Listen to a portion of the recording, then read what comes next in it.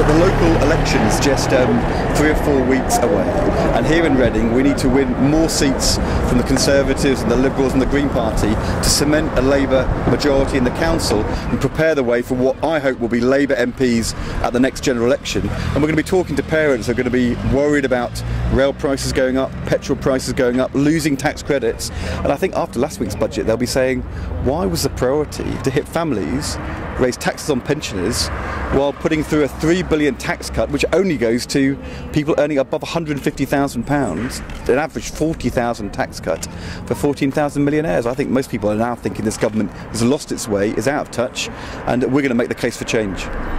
In Reading this week, the leader of the council was asked how often she'd visited government ministers in the last year, and the answer was not at all.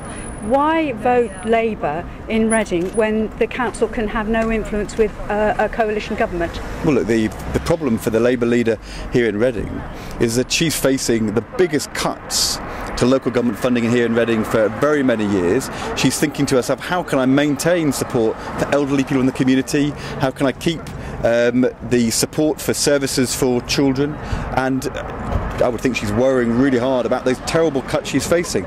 In those circumstances, what would the people of Reading prefer? Her going off to London to try to have meetings with a Conservative Liberal Democrat government who are not listening, or she should be working hard here delivering for local people? And I think probably would most people think, get behind your desk and do your job here in Reading. Do you know where you last ate a pasty and when?